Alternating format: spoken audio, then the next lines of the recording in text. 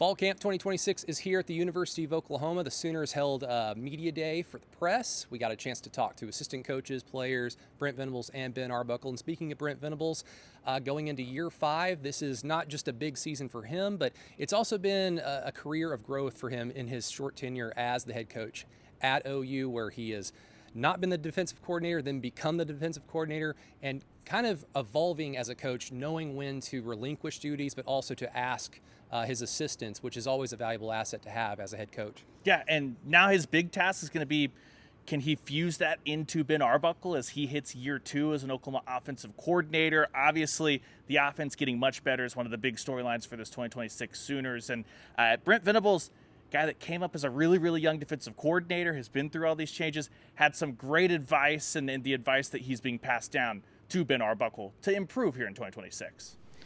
Yeah, it's endless. You don't know what you don't know until you go through it. And what I've tried to help him is having people that have been there that can help you. You know what's around the corner, and you feel like you have to carry this heavy weight of, I'm supposed to know everything because I have that title. But in reality, how would you ever know everything? You have no capacity at that time, from an experience standpoint to certainly know everything. But he's been great. He's very hungry, super bright, really smart. I've tried to give him some guidance along the way to try to take some of that weight off. When you have people around you that have been good at what they do, it's a very healthy thing. And again, that's not an easy thing for people to do if you're confident in what you do and you have somewhat of an ego, and so not an easy thing to do.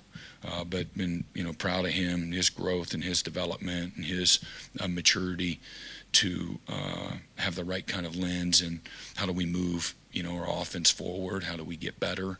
Improvement was the improvement, and although incremental, it was noticeable in some areas, and again with a lot to still get better and build on. None of it can happen without him, and again the test of time, we'll see where we're at, but I got great faith and confidence in where we're at offensively right now, and certainly all of my excitement and anticipation comes from the body of work that certainly he has led.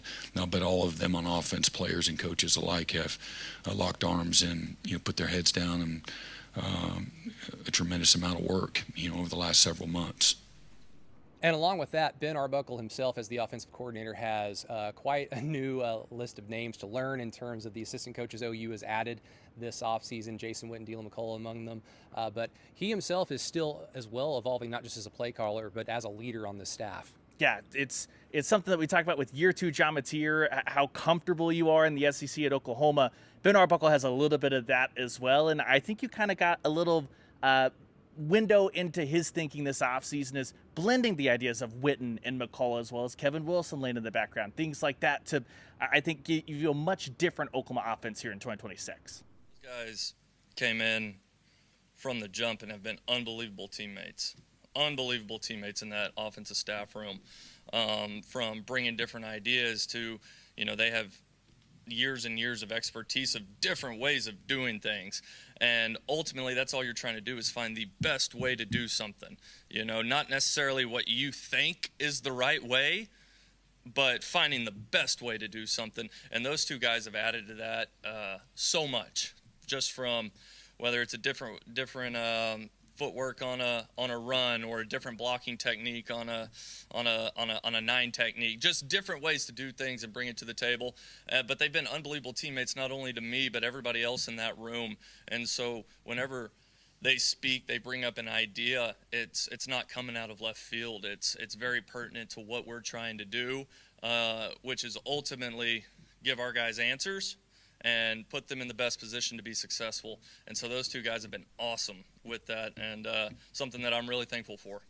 There you have it, folks. Keep it locked in here with Oklahoma Sooners on SI. We'll keep you updated. We've got a practice availability viewing on Friday morning, and then practice availability interviews to come later on. But football season's here, everybody. We're excited. We know you're excited, but keep it locked here on Oklahoma Sooners on SI.